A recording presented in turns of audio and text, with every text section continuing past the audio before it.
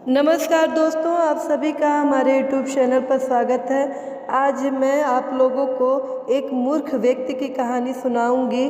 तो कहानी इस तरह से है। एक गांव में सुमेश्वर नाम का एक व्यक्ति रहता था। वह माँ दुर्गा का परम भक्त था। एक बार वह अपने गुरु की आज्ञा के अनुसार माँ दुर्गा की तपस्या करने का निश्चय किया। वह एक घने जंगल में चला गया और एक बड़े से पेड़ के नीचे एक पैर पे खड़े होकर तपस्या करने लगा। बहुत दिन बीत गया। कड़ी धूप, बारिश तथा तेज हवा चली, लेकिन सुमेश्वर वहीं डटा रहा और अपनी एकाग्रता भंग होने नहीं दिया। सुमेश्वर की कड़ी तपस्या देखकर माँ दुर्गा उससे प्रसन्न हो गई और माँ दुर्गा ने उसको दर्शन देते हुए बोली, पुत्र, आंखें खोलो, मैं तुम पर प्रसन्न हूँ। बोलो, तुम्हें क्या चाहिए? सुमेश्वर ने माँ दुर्गा को प्रणाम किया और बोला, माँ, आपके दर्शन से ही मैं धन्य हो गया और मुझे क्या चाहिए? तब माँ दुर्गा ने कहा, मेरा दर्शन अमोघ है, इसलिए तुम्हें जो चाहिए वह मांग लो। तब सुमेश्वर ने माँ से संजीवनी बूटी का वरदान मांगा। माँ दुर्गा ने तथास्तु कहकर संजीवनी बूटी देते हुए बोली, यह संजीवनी बूटी है, इसे तुम जिस भी मृत व्यक्ति पर प्रयोग करोगे वह फिर से जीवित हो जाएगा। किसी भी मृत शरीर पर तुम इस पत्ते का रस छिड़कोगे तो वह फिर से जीवित हो जाएगा और पहले के तरह वह शक्तिशाली हो जाएगा और यह संजीवनी ना कभी सूखेगी और ना ही कभी खत्म होगी। इतना कहकर माँ दुर्गा अंतर्ध्यान हो गई।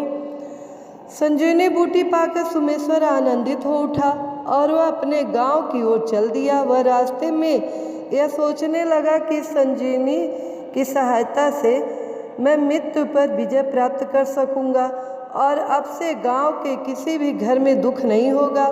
गांव के सभी लोग मेरी प्रशंसा करेंगे। पूरे गांव में मैं प्रसिद्ध हो जाऊंगा। ऐसा भी हो सकता है कि सब लोग मुझे गांव का सरपंच ही बना दें। चलते चलते उसके मन में फिर एक अलग ही विचार आया, क्या कहीं माँ दुर्गा ने मेरे साथ कोई मजाक तो नहीं किया? यह कोई साधारण से पत्ते तो नहीं है। क्या यह सच में संजीवनी बूटी है? यह जानने के लिए मुझे कुछ न कुछ करना होगा। सुमेश्वर इधर उधर देखते हुए कुछ खोजने लगा। तभी उसे रास्ते में एक मृत शेर दिखाई दिया। सुमेश्वर उस मृत शेर के पास गया और सोचने लगा, मैं संजीवनी बूटी का प्रयोग इस मृत शेर के ऊपर करके देखता हूँ, फिर पता चलेगा कि यह असली है या नकली है।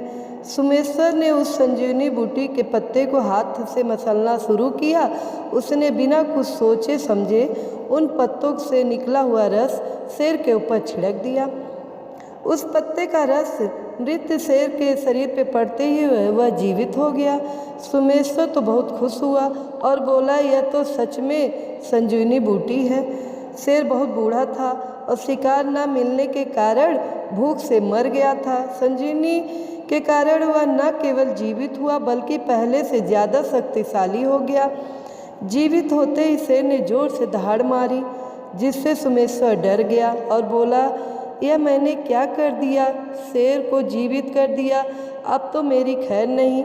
सामने भूखा शेर देखकर सुमेश्वर इधर उधर भागने लगा, लेकिन शेर की ताकत के सामने टिक नहीं सका और शेर ने उसे मार कर खा लिया।